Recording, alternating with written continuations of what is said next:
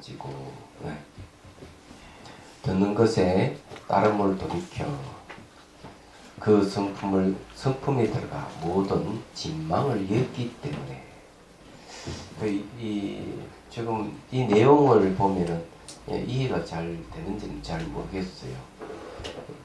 제가 음성의 성품이 음만에 사라지고 이러는데 음성 원소라고 하니까 그 말 그렇고요. 이 관청 반입이라는 말을 썼거든요. 반입은 돌이켜 들어간다는 거고요. 관청이라고 하는 소리를 본다 이런 뜻이거든요. 그런데 여기 번역을 갖다 듣는 것에 따름을 돌이켜 이렇게 했기 때문에 저는 이건 찬성하지 않습니다. 이 번역. 관청 반입이라는 말은 소리를 보고 내가 듣는 이렇게 소리를 이렇게 듣는 걸 이제 소리를 본다 이게 보고 돌이켜서 들어간다 이런 말이거든요. 간단하게 얘기하면요. 그래서 여기에는 이제 듣는 것에 따른다 하는 말을 불관자를 따른다고 번역하는 건 저는 찬성하지 않는다. 소리를 볼 수도 있다 하는 것. 왜 이제 이런 말을 하는가 하면은 어제도 그런 얘기가 있었어요.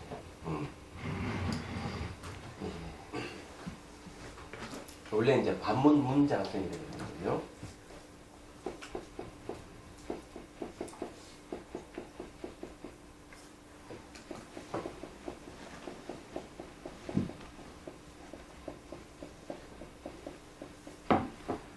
소리를 돌이켜서 이 자성을 듣는다. 이렇게 보통 얘기를 합니다. 이건 똑같은 거죠. 관청반입이라는 말도 소리를 본다 했기 때문에 돌이키는 건 마찬가지고 반입 돌이켜서 그스로 들어간다 이런 뜻이거든요. 얘기하자면 그럼 본성을 듣는다는 말하고 같은 얘기입니다. 이게. 근데 이게 이제 볼관자를 따른다고 이렇게 얘기하는 건 그냥 글자 해석이고요. 우리가 본다 하는 것이 이거 하나의 경지가 있다는 거죠. 그래서 이제 그 앞에도 비슷한 구절이 하나 있습니다. 거기에 이제 그 첫 번째 보면 이 음성을 관하지 않고 관하는 것을 돌이켜 관하여 원통을 얻게 하기 때문에 이렇게 이제 관으로 관이라 하는 게 좀 세 가지는 나오니까 그 중에 하나를 음성을 따르지 않고 따를 쪽으로 이렇게 관자를 번역을 했어요. 이건 좀 찬성하지 않는다는 거죠. 그럼 왜 이제 이런 말을 하는가 하면은 사람들은 잘 그거를 이해를 못하는 이해가 안 된다. 어떻게 이게 가능하냐? 내가 소리를 그러면 듣는 그 성품을 다시 듣는다는 게 이게 가능하냐? 이런 식으로 이제 얘기하시는 분이 계시더라고요. 그래서 이제 말씀드리는데 눈에도 두 가지가 있어요. 육안이 있고요, 심안이 있어요. 육안은 그냥 우리 눈이에요. 감각기관 눈이고 마음의 눈이라는 게 있습니다. 이게 마음의 눈은 마음으로 봐야 돼요. 마음으로 보는 거거든요. 마음을 보는 게 심안이에요. 그럼 저거 도대체 마음으로 본다는 것이 가능한 일이냐 하는 문제가 제기되죠. 가능하다. 수행 중에 나타난다는 거죠. 그래서 이제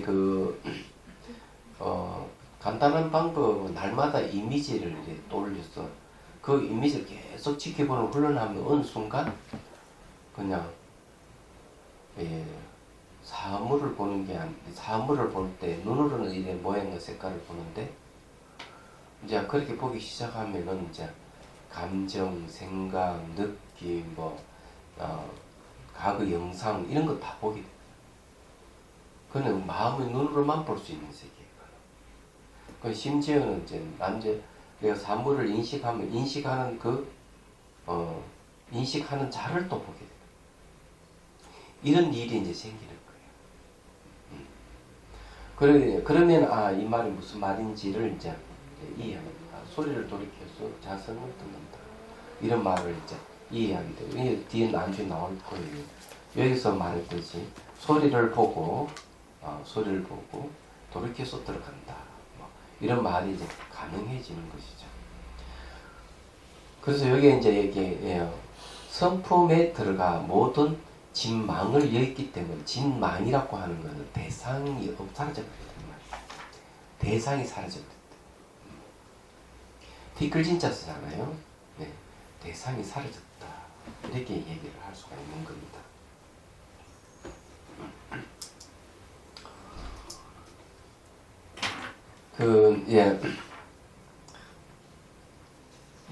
내용이 그렇게 쉬운 게 아니에요. 수행 체험이 동반돼야만이 제대로 이게 알 수가 있다. 본다 하는 게 마음을 본다는 것은 눈을 감았을 때 눈이 떠 있는 상태. 눈을 감았다, 떴다 하더라도 그 보는 점이 바뀌지 않는 것. 이게 이제 마음으로 보는 걸 얘기하는 거예요. 그래야 되거든요. 그게 있어야만이 이제 이걸 이해를 합니다. 왜냐하면 내도로 바깥 대상을 보고 사는 사람이 마음으로 본다 하는 것을 이해 못하는 사람에게는 아무리 얘기해도 이게 불가능하다고 얘기를 하지. 왜? 그런 게 있는 줄 모르기 때문에 그렇다. 이렇게 말씀을 드릴 수가 있습니다. 맞아요. 네. 자, 그 다음에요. 중생들로 하여금 나와 같이 수행하여 설사 밧줄로 묶고 재고랑을 채우게 되더라도 능히 묶일 수 없게 하였습니다. 자, 324줄을 보십시오.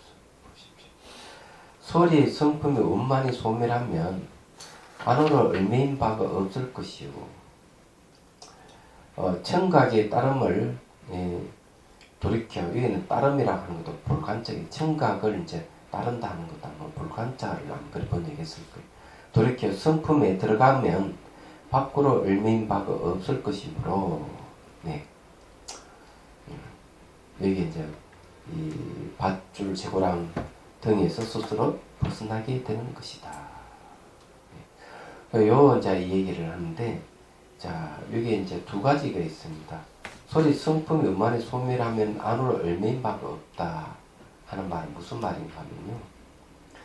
안으로 소리가 이제 들리는 게 없어버리면 그 소리에 반응하는 마음이 쉬어진다 이런 뜻입니다.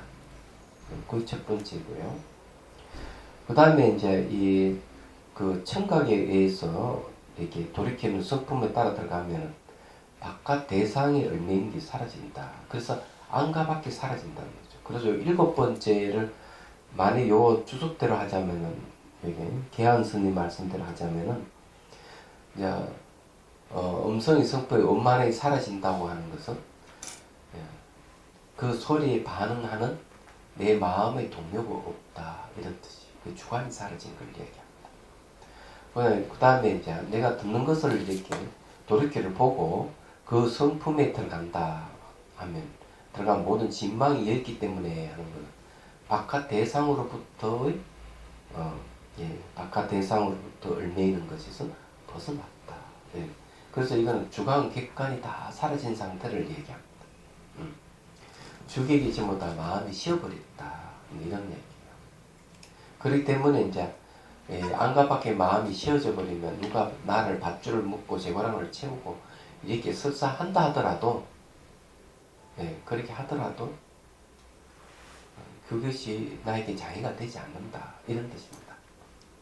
자 그러면은 예를 들어서 말씀드릴게요. 초기 경전에 보면은 한 출가자가 열심히 수행하다가 오랜만에 속가 이제 친구들을 만난 거예요. 속가 친구들을 만났는데 그 애들이 조금 질이 안 좋은가 봐. 그만 거기 휩쓸려 가지고 속퇴하게 되고 친구 따라 도둑질을 하다가 탁 걸린 거야. 걸려가지고는 이 사형을 당하게 된 거예요.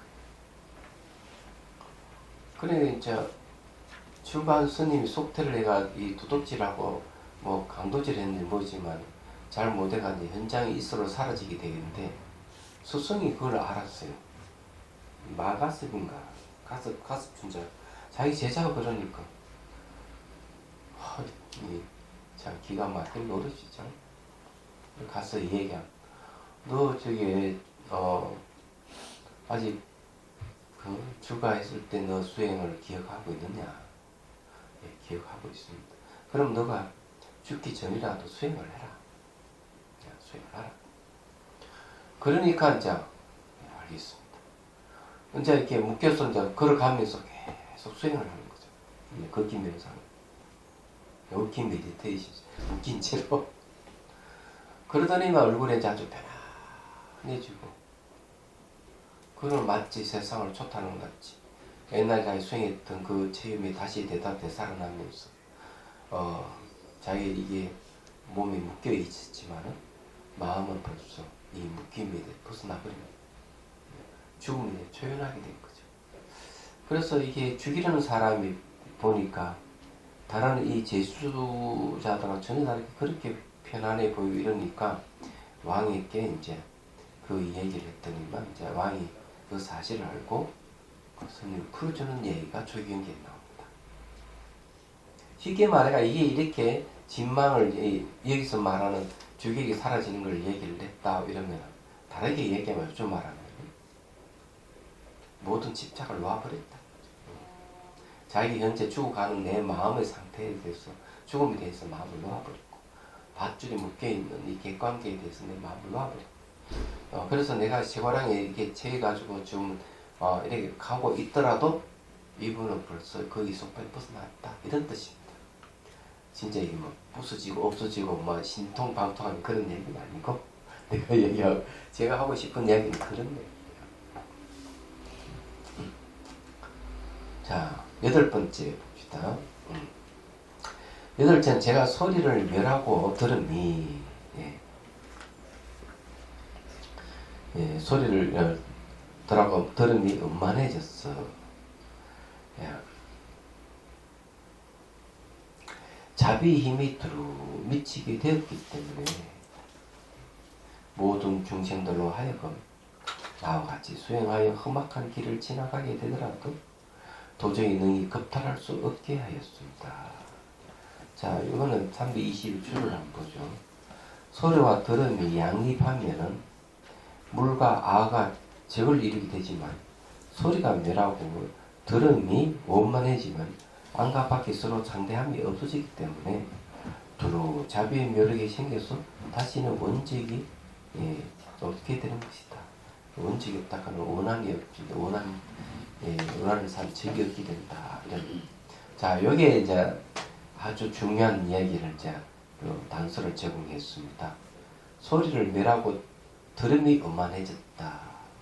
이 말은 뭔가 하면은 내가 소리를 듣긴 듣는데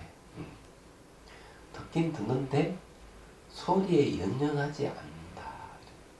그런 뜻입니다. 소리를 멸해버렸다는 것은 내가 듣긴 듣지만 소리에 끄달리지 않는다는 소리랑 똑같습니다. 이게요.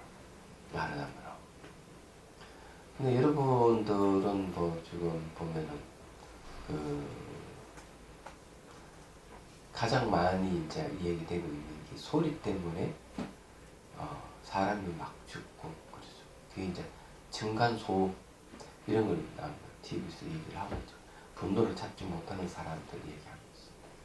시끄럽다고 그러고 싸우고 칼불이 나고 이렇게 얘기하는데 이런 경우를 생각해 보면은 이 소리에 대해 소리를 멸한다고 하는 게 무슨 뜻인지를 확실히 알 수가 있을 거예요.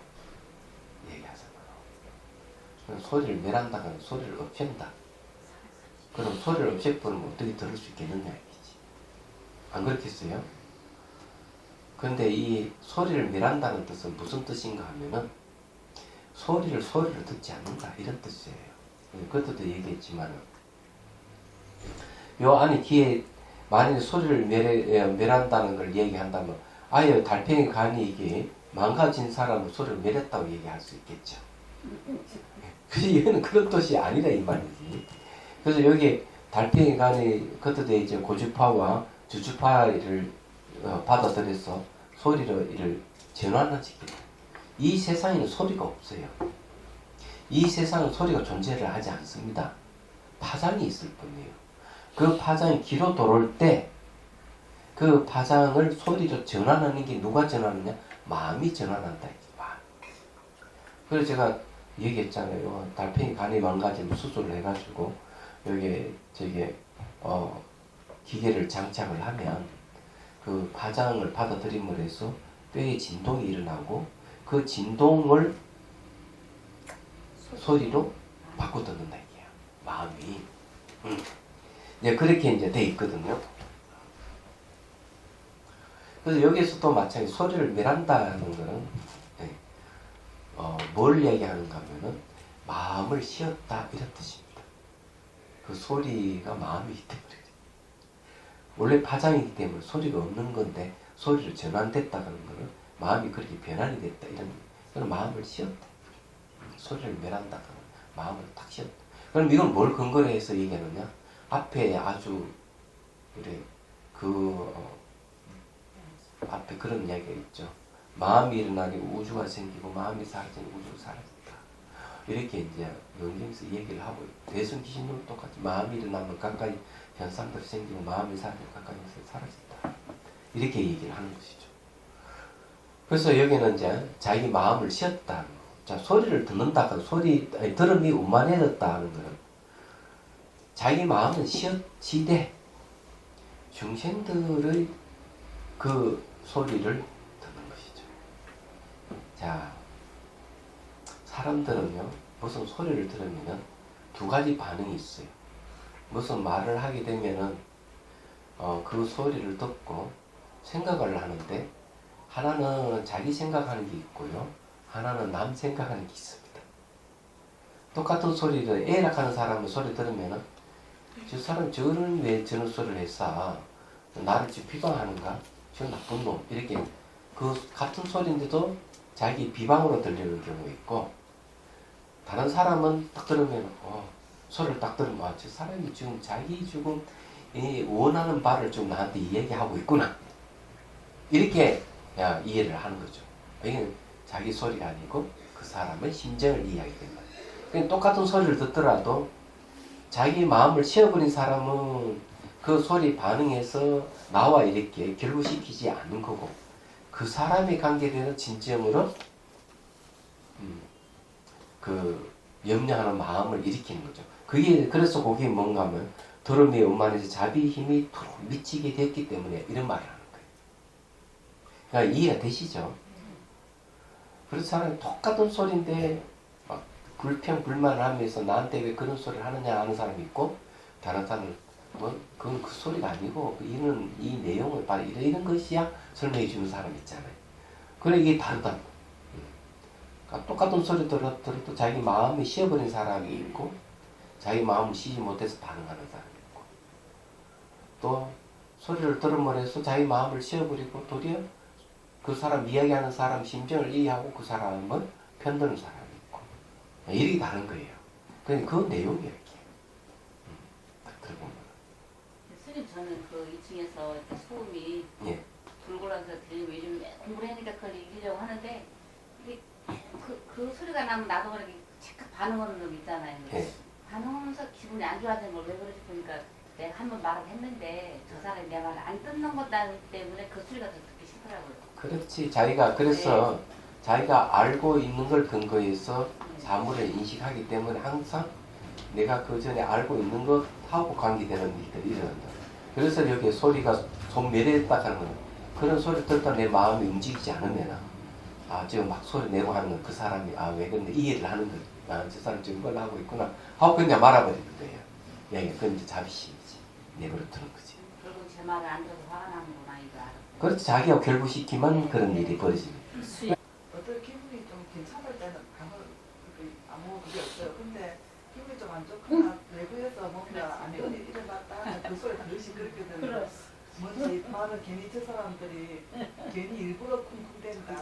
맞아. 그러니까 전부 다 나하고 결부시키는 게 이제 문제. 소리를 들어서 그 소리를 나와 결부시키면은 이제 번뇌가 일어나는 거고 여기 이제 음성이 소리가 소멸했다 하는 거는 그 소리를 듣더라도 내가 그에 대해 나와 결부되어 있는 마음이 반응을 지어버리고 대신 그 소리를 그 사람 심정을 이해하게 된다는 거지. 심정. 그 소리 같은 소리인데도 나와 결부시키지 않는 게 중요한 거예요. 말해서 오히려 그 사람을 염려하는 마음을 일으키는 게 좋다. 그래서 항상 이게 무슨 소리도 나와 결부시키고 있다고 싶으면 불편함이 생긴다는 걸 빨리 알아차리는 게 좋아요. 그래야 되는 거예요. 네.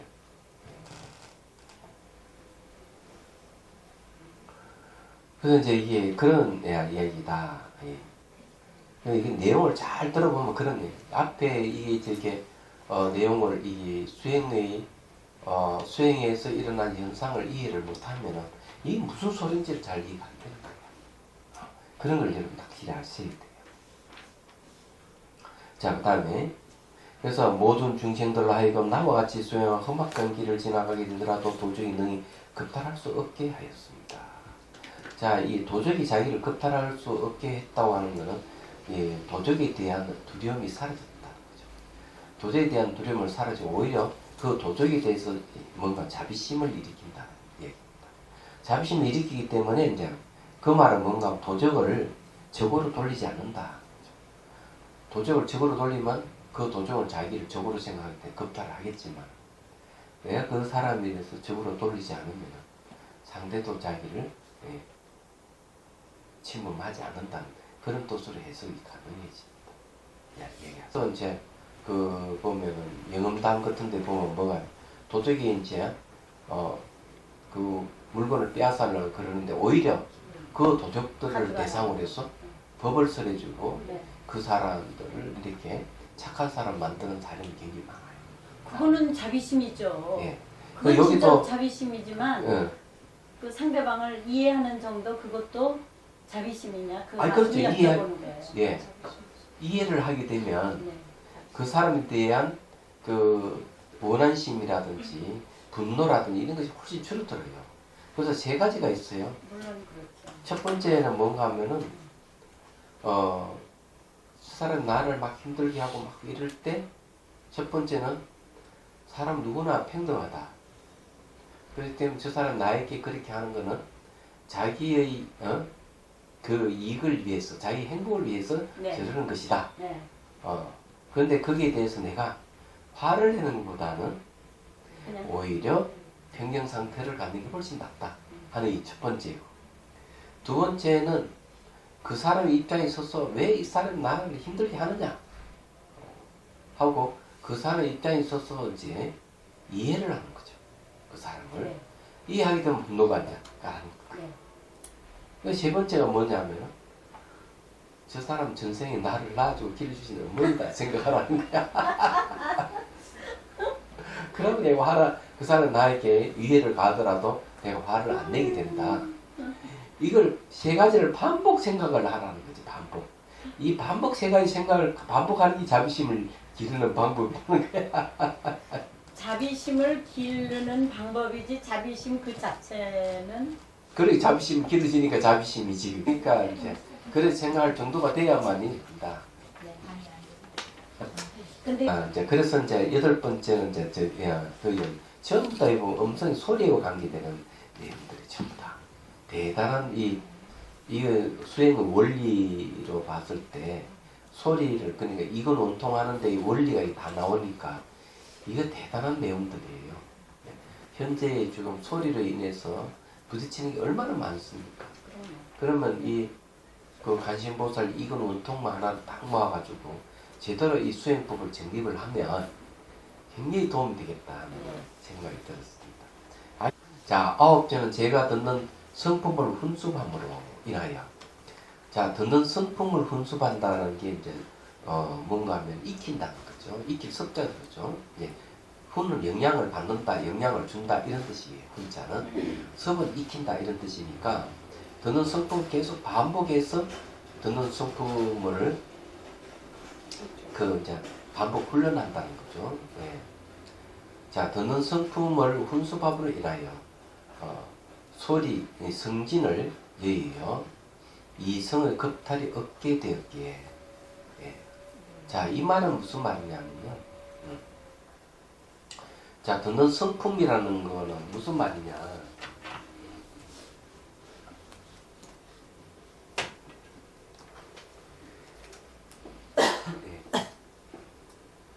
자, 이게 이제 파장이 간단 말이에요.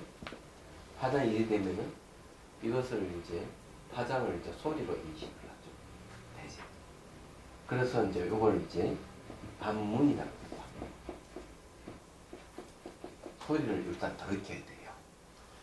두 번째는 뭘 들어야 되는가 하면은 자성을 들어야 돼요. 자성. 그래서 성품을 듣는다는 말. 그래서 여기 제가 듣는 성품을 분수한다. 그래서 이거는 훈련을 하는 거죠. 소리가 들리면은 소리를 듣는 마음을 계속 듣는 걸 얘기합니다. 소리를 듣는 게 아니고 소리를 듣는 자를 듣는 걸 얘기하는 거죠. 요즘 말로 하면 그게 이제 훈습이라는 거예요. 그렇게 하면은 성진을 위하여 이성의 겁탈이 없게 되기에 그러면 결과서는 소리 성품을 듣기 때문에 소리라 하는 그 대상을 떠나버리는 겁니다. 그럼 소리라는 대상을 떠나면은 그 색의 겁탈이 없습니다. 여러분들 그 생각해 본 적이 있습니까? 한 손으로 이렇게 하면 소리가 안 나죠. 두 손으로 딱 마주치면 소리가 나는 겁니다. 그러면은 본인이 그에 대한 전혀 대상이 비구가 이쁜 여자를 본다 하더라도 관심이 없으면은 상대편 여자도 스님을 안 건드려요. 관심이 없어요. 그래서 조금이라도 관심을 보이면은 반응을 하거든요. 그래서 자꾸 뭐 대화를 하고 하면은 사단이 생길 수가 있는 거예요. 그래서 남방에는 이 여신도들은 스님을 만나려면은 2명 이상이 만나도록 하지 단독으로 만나게 안 합니다. 못 오게 합니다. 얘기하자. 그러면 서사 성인이 내가 깨달음을 얻었다 하더라도 네. 그건 지킴이 좋은 거죠. 수행이 안 된 사람이 많기 때문에. 그래서 이런 것을 이제 수행이 되면은 저절로 도덕성이 갖춰지기 때문에 문제가 없는 거야. 네. 그렇지만 수행이 안 된 사람은 그 마음을 어떻게 하겠어요? 계율로서 그 마음을 억누를 주는 게 맞는 것. 그 다음에 두 번째 공동체 생활을 하는 데 있어서 규칙이 필요한 거예요. 얘기하자. 그래서 그런 게 이제 있는 거거든요. 마찬가지다 이거죠. 그래서 여기에 이제 내용은 그런 것이죠. 소리에 대해 내가 대상을 끊어버렸다고 하면은 거의 반응이 없대. 대상에 반응이 없기 때문에 이 세계 겁탈이 있을 리가 없는 거죠. 그래서 그 다음 구절에 근데 이성의 겁탈이 없게 되었기에 네. 여기 왜 색을 이성이라고 그래요? 뒤에 구절이 이제 그거 나오잖아요. 가지가지 업력이 많은 중생들로 하여금 나와 같이 수행하여 멀리 탐욕을 여의도록 하였습니다. 업력이 많은 중생들 이 색은 이성. 결과는 이성적인 것이 아니냐 이죠. 말하자면. 그러니까 결과서는 대상에 대해서 내 마음을 끊어버렸다. 그 소리에 의해서 성욕이 일어날 수가 있습니다. 소리에 의해서 성욕이 일어날 수 있기 때문에 내가 성품을 듣는 성품이 마음에 가 있으면은 그 소리에 대해서 마음이 가 있지 않기 때문에 이성을 유혹하는 그 소리가 마음을 혼탁하지 않게 한단 말이에요. 그러니까 이게 업력이 많은 사람들, 소리에 의해서 업력심을 일으키는 사람은 항상 이 수행을 해가지고 마음을 돌이키는 수행을 하게 되면은 이제 그 다음 어떤 소리를 듣더라도 마음에 동요가 없을 것이다. 그러면 업력이 안 일어난다. 내용 그런 얘기죠. 그럼 이해가 되시죠? 네. 네. 여기 겁탈이 없게 됐다 하는 거는 상대가 나를 겁탈하려고 달려든다 이런 이야기보다 내가 음욕심이 많아가 내가 그 상대를 덮칠 수가 따라간다. 있다. 예, 덮칠 수가 있다 이게지. 그럼 요즘 말하면은 이 수행법이 성폭행을 막는 원리야. 어쨌든 소리로 인해서 일어나는 음욕심을 제어하는 방법이다. 간단하게 얘기해요. 그렇기 때문에 저기 노래 같은 것도 들어보면 아주 아름다운 여성의 음성을 노래를 듣고 이러면 남자들이 막 가슴이 뛰고 그러잖아요. 그럼요. 그죠? 당연하죠. 반대로 이 남자 남자가 가수가 그렇지. 막 하면 여자들이 막 열광하고 그러잖아요. 난리 나죠. 아, 그걸 326주를 보면은 중생은 욕습으로 대상에 합하기 때문에 색의 급탈한 바가 되었거니와 능히 금강산매로서 듣는 성품을 훈습하여 듣는 성품을 이루게 되면 마침내 소리를 예의게 되니 대상이라는 소리를 예의게 되나니 성품을 이루면은 음애가 말라버리고 그 대상을 예이면 근경이 주관 객관이죠. 서로 짝하지 않기 때문이다. 그러므로 비록 요식이 있더라도 급탈하고자 하는 마음이 동하지 않게 되는 것이다. 그래 이제 자 열째는 소리를 들음이 순위를 하고 성진도 사라졌어. 자 소리를 듣는 건 순위를 하다 하는 거는 거기에 자기 감정과 생각을 덧붙이지 않는다는 얘기고 그 이제 소리라는 대상도 사라졌어. 근경이 운용하고 그 주관과 객관이 운용하고 능대와 소대가 없어졌기 때문에 능히 대하는 마음과 대하는 대상이 주객이 없었기 때문에 일체 썩내고 한을 품은 중생들 하여금 나와 같이 수행하여 가지가지 성냄에서 영원히 벗어나게 하였습니다. 와 이것도 막 고함 지르고 막 성을 내고 욕을 하는 경우 있잖아요. 네. 이것도 해결할 수 있는 이 네. 명상법이네 이것도. 화를 다스리는 명상. 그래서 이게 화를 다스리는데 소리로 인해서 화를 내는 것, 소리로 인해서 음욕심을 일으키는 것, 이런 이 소리를 통해 가지고 이건 다 탐욕과 성냄을 해결하는 방법이에요. 와 대단한 거. 예. 간단한데요? 예, 간단하죠 방법. 이 소리 들음이 순일하다고 했을 때는 앞에 이 자기가 듣는 그 소리는 멸했다는 얘기입니다. 들음이 순일하다고 네. 했기 때문에 그는 자기 감정을 소리에 대해 자기 감정의 생각을 덧붙이지 않는다는 얘기예요. 그렇기 때문에 소리락한 대상을 이건 소리다 하는 대상을 결정을 안 짓는 거죠. 예를 들어 막 욕을 막 상대에 욕을 한다면 욕하는 소리를 대상으로 삼지 않는다 이런 뜻이에요.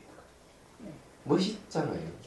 뭘 얘기해? 앞에 긍경이 원용하다가 주관과 객관이 원용하고 능대 소대가 없었기 때문에 하는 것은 서로 대하는 상대 내가 능히 대하는 주관과 대하게 되는 대상과는 이 거리가 사라져버렸다. 그죠?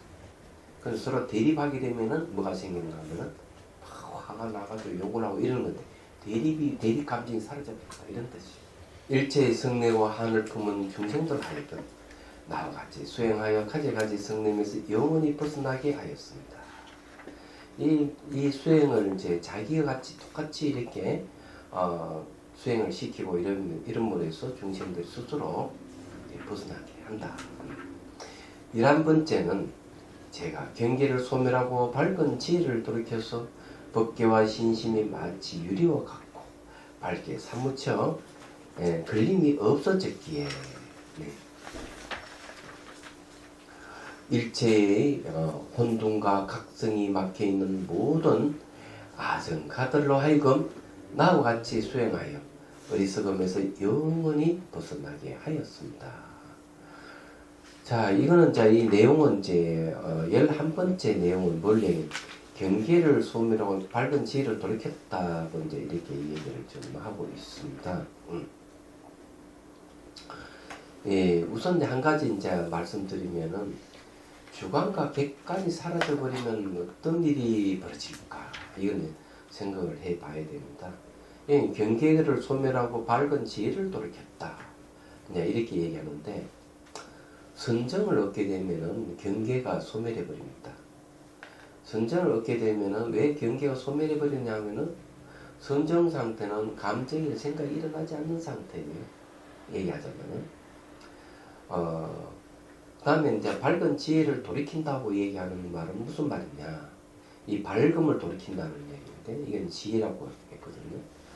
이 공은 선정의 힘에 의해서 드러난다. 이렇게 얘기하고 있어요. 그래서 지혜의 대상 항상 공성입니다. 지혜 대상 진여라고 하기도 하고. 그래서 이게 경계가 소멸해 버릴 때는 이 선정하고 같이 맞물려 있다 하는 걸 확실히 아셔야 돼요. 그래서 이제 마음이 쉬어진다. 내가 반복 문자성을 하게 되면 소리를 듣는 마음을 다 듣게 되면은 마음이 쉬어지면서 뭐가 생기느냐 하면은 선정이 와요. 그렇기 때문에 경계가 소멸한다는 거죠. 말하자면. 그리고 그 다음에 이제 지혜가 생기는 겁니다. 왜? 공성이 드러나면은 그에 상대하는 지혜가 일어나게 되어 있어요. 그렇기 때문에 안과 밖의 모든 게, 밖에는 이제 밖, 신심은 안, 이렇게 보면 돼요. 안과 밖에 마치 유리 갖고 사무치 걸림이 없어, 환해져 버린다. 그죠? 이제 주객이 없어질 때 나타나는 현상을 얘기를 하는 겁니다. 그래서 이제 여기서 말하는 일체의 혼돈, 각성, 이게 막혀있던 이 아정가들을 하여금 나의 수행을 하기 어디서든 오래 벗어나게 한다. 이랬습니다. 그 329주를 한번 보시죠. 이 치암은 이 망진의 가려움과 무명의 덮인 바로 말미암아 암을 것이니 망지 소멸하면 가려움이 없을 것이요 밝음으로 돌이키면 덮임이 없을 것이다. 자, 가린다고 하는 것은 잘 알다시피 대상이 아까 대상이 있으면 가린다는 거고 또 어두움이 있으면은 덮는다 이렇게 하는데 대상이 소멸하면 대상에는 가려지는 게 없어지고 밝음을 돌이켜서 덮임이 없어버리면 안가방이 환해진다는 거죠. 그래서 그러므로 밖으로 벗기와 안으로 뭔가 많이 밝게 엉키고 밝게 사무쳐서 치암을 내게 될 것이다. 성품을 장애하는 것이 치암이다 하고 얘기를 하는 겁니다. 야, 이제 이게 이제 안과 밖에 사라져 버렸을 때 이제 이게 제대로 이제 드러난다는 얘기예요. 그러면 뭐가 사라져 버리냐? 안과 밖이 없다 하는 거는 뭐가 사라지고 뭐가 드러나느냐 하는 것도 분명히 알 필요가 있다. 예. 예, 안과 밖이 이제 사라진 것은 잘못 알고 있던 것들이 사라진다. 고정되어 있다든지 분리되어 있다든지 스스로 존재한다든지 이런 것이 있으면 주관 객관을 이루기 때문에 잘못 알고 있는 것들이 사라져버린 것 얘기합니다. 그게 벌써 이제 마음이 밝아졌다는 이유는 잘못된 견해들이 없었다 이런 얘기예요. 그 다음에 뭐가 생기느냐 하면 이제 마음이 유리같이 아주 투명해짐으로 해서 있는 것들을 거울같이 있는 것들을 보는 안목이 생기는 거죠. 마음이 텅 비은 상태 이 세상에 봤을 때는 모든 법계가 연기하고 있는 모습이 쫙 드러난다. 그런 거울에는 뭐 사람이 오면 사람을 비추고 또 그 동물이 오면 동물을 비추고 이렇게 각가지 모양을 비추고 차별 경계를 있는 것들을 비추지만은 비추고 있는 마음은 분별이 없는 거예요. 예, 분별이 없으세요. 그런 상태를 얘기해요. 자, 그 다음에 12번째. 예. 다음. 제가 형상이 원흉해지고 듣는 성품을 회복함으로 인하여 도량에서 움직이지 않아요. 도량이라고 하는 것은 수행 도량을 얘기하죠. 움직이지 않아요. 세간을 다 거두들이며 세계를 무너뜨리지 아니하고 시방계에 하게 하여 수많은 제불 열애를 공양하고 각각 그 부처님 곁에 법왕자가 되었기 때문에 법계의 자식이 없는 중생 가운데 남자를 구하는 자가 있으면 그도 하여금 나와 같이 수행하여 복덕이 있고 지혜가 많은 남자로 태어나게 하였습니다. 자, 여기서 이제 앞에 우리가 자비의 힘이 있다고 그랬죠. 그 자비의 힘이 들어 미친다고 미치기 때문에 이렇게 얘기를 했는데 바로 이제 여기서 드러나는 거. 자기 그 소리에 대해서 자기 마음을 다 적어버리고 적어버림으로 해서 그 중생들의 마음을 다 이렇게 소리를 통해서 알게 되는 거죠. 그러면서 이제 중생의 근기에 따라서 원하는 바를 따라서 그 중생이 위해서 그 소원을 성취시킬 수 있는 힘을 갖게 됐다는 얘기입니다. 그래서 듣는 성품을 회복했다는 거죠. 예, 듣는 성품을 이제 회복했다 하는 말은 소리를 듣더라도 그 중생의 소리에 대해서 가감이 없이 있는 그대로 중생의 마음을 헤아린다 하는 겁니다. 예, 그 이제 회복했다는 말은 그런 거예요. 그리고 이제 안가밖에 없어서 마음이 유리같이 텅 비어 있었어. 시방 세계에 이제 그 세계에는 이제 바로 그 깨달은 자들과 이 교류가 가능해지는 겁니다. 그래서 재불열에 이렇게 공양을 한다는 말도 가능해지는 겁니다. 말하자면은 자 도량이 움직이지 아니하고 이런 말은 무슨 말이냐면 마음이 이 삼남만상 이 십불계를 덮어버렸다 이런 소리가 같습니다. 그렇기 때문에 몸은 어떤 도량이 있다 하더라도 마음은 움직임이 없는 것이다. 몸은 움직임이 있는데 마음은 여기 있으나 저기 있으나 똑같다. 이런 이야기는 하은경에서도 똑같이 얘기를 합니다. 야, 그래서 이제 이 나와 같이 수행의 복도 있고 지혜가 많은 남자로 태어나게 한다 하는 거죠. 근데 그 이제 중생들의 소리를 듣고 그 중생들의 소리에 반응해서 원을 성취시켜준다 이런 뜻이에요. 자, 13번째는 육근이 원통함으로 인하여 밝기 빛이 둘이 없으면 시방 세계를 온통 포함하여 대원경과 공예례장을 수립하고 시방의 수많은 열의 비밀 법문을 받아들여 잃어버리지 않기 때문에 자 이제 이게 또 대원경이 나오고 공예례장이 나왔습니다. 자 육군이 원통하다 있습니다. 육군이 원통하다 하는 것은 이 6개의 감각 기관을 통해서 사물을 인식하지 않는다 이런 뜻입니다. 육군이 원통하다 하는 것은 그래서 이제 왜 그런가 하면 육군이 생긴 것은 전부 다 마음이 움직임으로 인해서 생긴 거예요. 앞에서 우리가 공부했던 대로 얘기하자면은 그 진열을 모르게 되는 것 또는 연기각성을 모르게 되면은 뭐가 생기는가 하면 마음의 움직임이 일어납니다. 진열을 알게 되면은 마음의 움직임이 없는데 그래서 이 진실을 모르기 때문에 마음이 움직인 것을 바로 무명업상이라고 해요. 그러나 진실을 모르는 것은 뭐냐면 근본 무명이라고 합니다.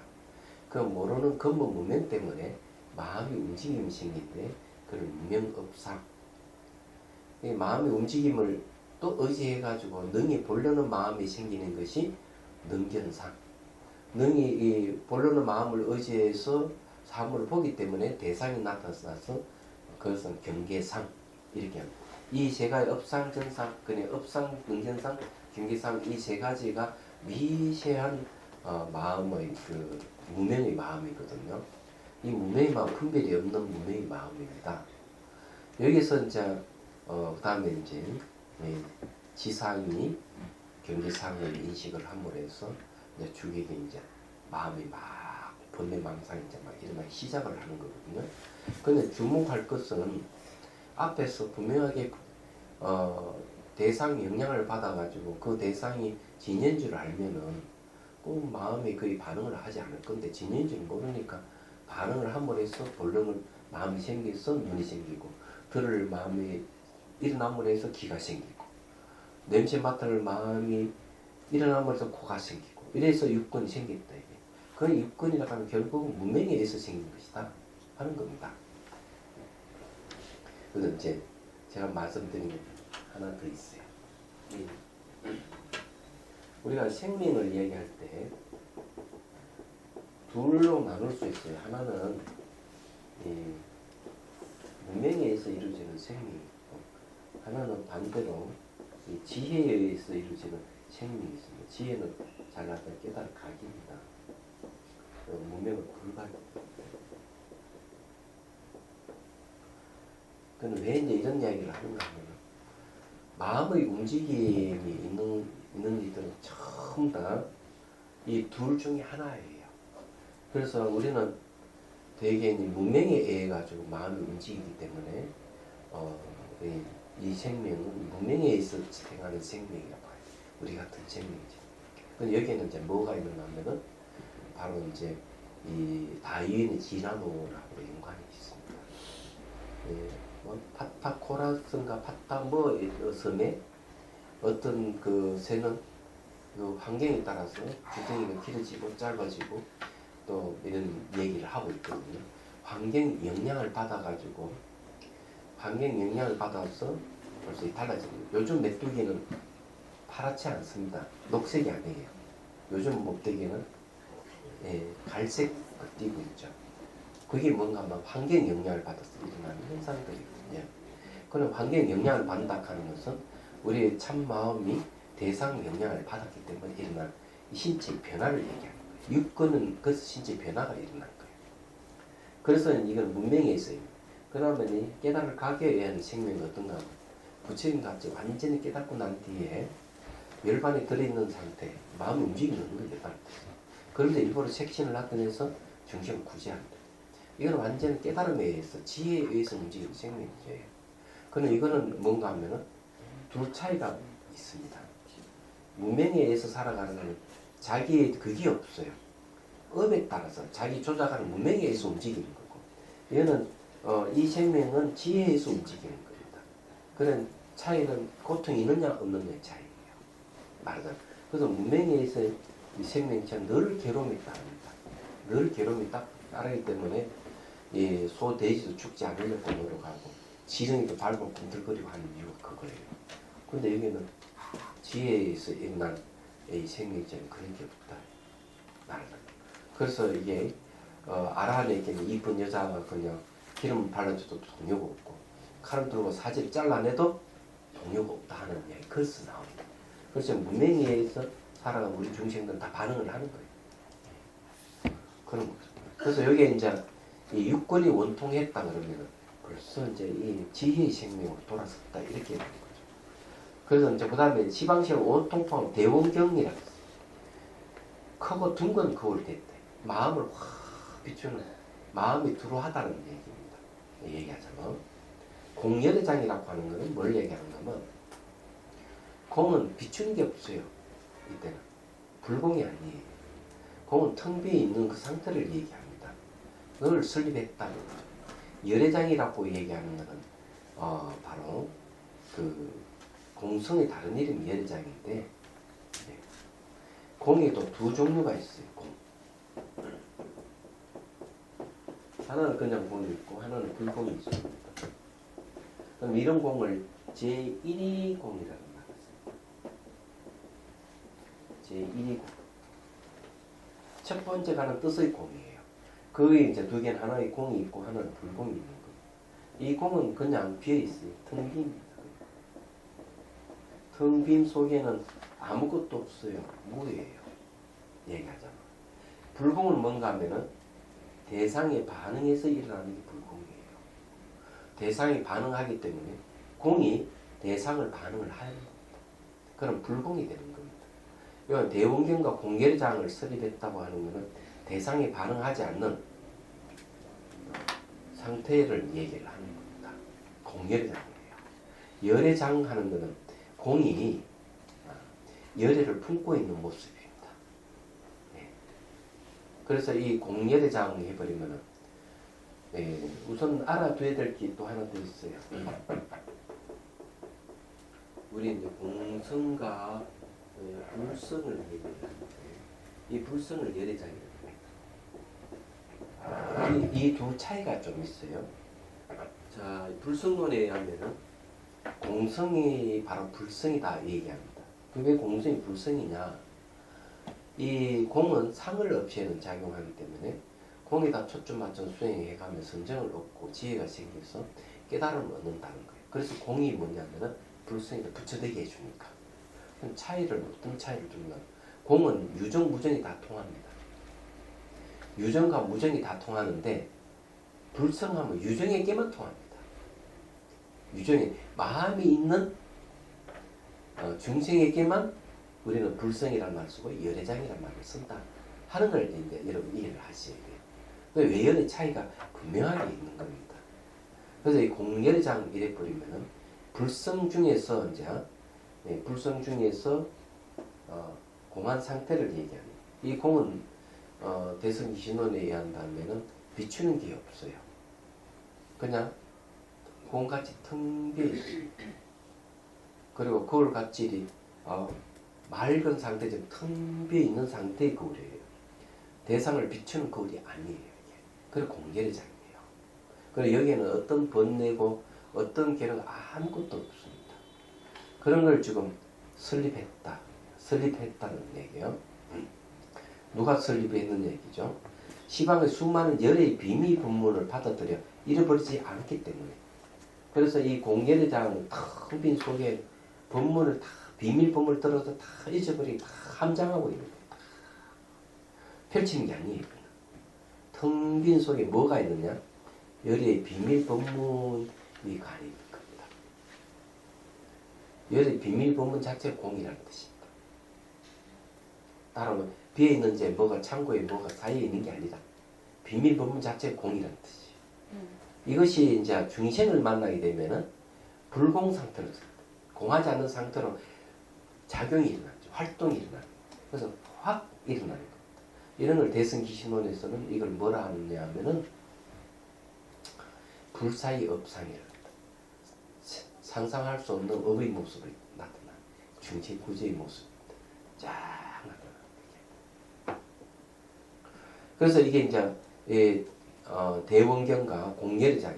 대원경을 이야기하면 벌써 아리아식이 대원경지로 바뀌었다는 거죠.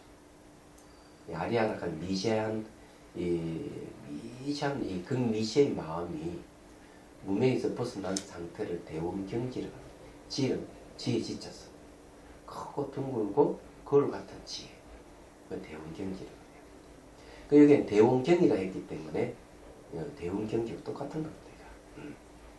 법계의 자식 없는 중생 가운데 여자를 구하는 자가 있으면 그들 하여금 나와 같이 수행하여 단정하고 복도 있고 유순하여 모든 사람들을 사랑하고 공경할 만한 착한 딸로 탄생하게 하였습니다. 근데 왜 이런 능력이 있느냐 하면 벌써 육군이 원통해져 버리고 대원경과 공결장을 설립했기 때문에 그래서 그 안에 수많은 비밀 법문을 다 받아들여 잊어버리지 않기 때문에 그런 능력을 가지고 있는 간신보살이 중생의 원을 못 들 준비가 없는 거예요. 그 중생의 원을 다 알아가지고 그 맞게끔 그런 딸로 착한 딸로 탄생하게 한다는 거죠. 자, 14번째. 이 삼천대천세계의 백업 1을 아래 현재 세간에 머무는 여러 법왕자가 법왕자라고 얘기하는 거는요. 법의 왕자라 한다는 거는 곧 부처가 될 수 있는 수기를 받은 자들을 얘기를 합니다. 그러니까 부처가 될 수 있던 수기를 받은 자 법왕자예요. 그래서 이런 분들은 대개 관정을 받으신 분을 이제 법왕자라 한다. 이렇게 얘기할 수 있습니다. 이런 법왕자가 62억 하사수가 있으니 자, 이 삼천대천세계에 60억이나 되는 그런 정도로 많다. 이 말은 뭔가 하면 이 지구의 태양계를 1천을 한다면 이걸 1000개가 모이면 작은 하늘을 이루고 작은 하늘 1000개가 모이면 중천이 되고 중천이 1000이 대천이 돼요. 그럼 삼천대천세계는 태양계가 몇 개는 10억이 정도 되는 태양계다. 안드로메다 성운에는 한 1000억 개의 태양계가 있다. 이렇게 과학자들이. 엄청나죠? 근데 삼천대천세계를 얘기할 때는 한 부처님이 중생을 교화할 수 있는 영역을 삼천대천세계라고 그럽니다. 10억 개의 태양계가 있는 거죠. 그럼 거기에서 그러면은 서가모니 부처님은 1100억 화신을 남겨서 이 삼천대천세계의 교화 영역을 삼고 있는 거죠. 그런데 경전에서는 삼천대천세계가 무한이 있대. 무한. 엄청난 것이죠. 상상할 수 없는 거죠. 그런데 삼천대천세계 안에 60억이라고 있는데 이 지구의 인구만 해도 60억이 넘잖아요. 생각해 보십시오. 그럼 10억 개나 되는 행성에 항성 10억 개의 항성에 10억 개 이상 되는 행성들이 있을 것이다. 그럼 그건 수많은 생명체 살아요. 그래서 얼마 전에 이제 그 미국에서 그 토픽인가 보니까 지구와 비슷한 행성을 찾았다는 거죠. 벌써. 그런데 이게 지구보다 더 크기가 크다고 얘기를 합니다. 그럼 지구 같은 행성이 한두 개가 아니란 얘기야. 이제 과학이 발달하니까 그런 걸 다 밝혀내는 거잖아. 그래서 이제 이 불교라 하는 게 부처님 가르침이 지구상에만 있는 것이 아니다. 이런 뜻입니다. 이 얘기는. 지구에만 불교가 있는 게 아니다. 부처님 가르침이 있는 게 아니다. 이렇게 이제 풀이가 가능해지는 거죠. 이 내용을 보면. 그러니까 부처님 가르침은 대단한 거예요. 얘기하자면. 미래를 벌써 미래뿐만 아니라 이런 공간적인 어떤 우주간에 이 얘기를 하고 있으니까 이 상상이 안 되는 거죠. 그 지금 이제 밝혀지는 거 보면 대단한 거죠.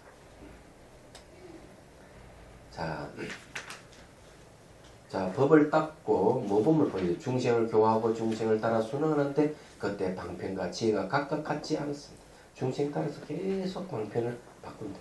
그러나 제가 얻은 원통의 근본을 묘하게 이문, 듣는 문의 수행을 닦은 다음에 몸과 마음이 미묘하게 합용하여 법계에 두루하게 하는 것이기에 모든 중생들을 하여금 저희 명호만 지니게 하더라도 저들의 62억 항아의 머릿수와 같은 많은 부강자들을 저를 함께 부르는 것으로 더불어 두 사람의 복덕이 똑같아서 다름이 없을 것입니다.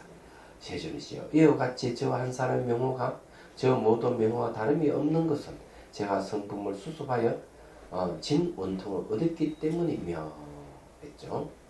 자, 오늘은 요까지 하겠습니다. 요까지 하고 다음 시간에 조금 이제 이게 부가 설명을 하는 걸로 그렇게 하겠습니다. 오늘 이제 이 수학은 이 소리 이건 원통을 통해서 이건 원통 수행을 통해서 지금 현대 사회에 일어날 수 있는 여러 가지 일들을 해결할 수 있는 비전을 봤다. 이렇게 말씀드릴 수 있어요. 그러니까 이 저게 성추행이랑 성폭행 같은 이런 문제도 해결할 수 있고 뿐만 아니라 성을 내고 막 고함을 지르고 악담을 하고 이러는 것도 역시 해결할 수 있다. 근데 소리와 관계되는 것들이에요. 그래서 소리와 관계되는 것들이기 때문에 소리를 돌이켜서 돌이키는 그 성품을 보게 되면은 결국 마음을 쉬게 되고 마음을 심으로 해서 진정으로 중생의 소리를 바르게 들어서 자비심을 이렇게 중생 구제가 가능하다 하는 것을 이 얘기를 하는 거예요. 그런 면에서 이 관음보살의 위신력은 대단하다 이렇게 생각을 할 수가 있겠습니다. 그래서 오늘 이제 이걸 듣고 생각하는 바가 많은데 지금 가시적인 성과를 이루고 있는 것 중에 하나가 걷기 명상 중에서 소리를 내게 소리가 무상화를 가능하는 것이 그 안에 들어가 있어요. 실제로 해보면은 이런 무상 관찰을 통해 소리 무상 관찰을 통해서 그 마음이 편안해지는 사람은 한둘이 아닙니다. 템플스테이스. 그래서 그런 걸 벌써 이렇게 체험을 하고 있는데 여기는 한 발 더 나아가서 이런까지 얘기를 하고 있으니까 앞으로 이제 참조가 될 것 같아요. 자, 질문할 게 있으면 하십시오.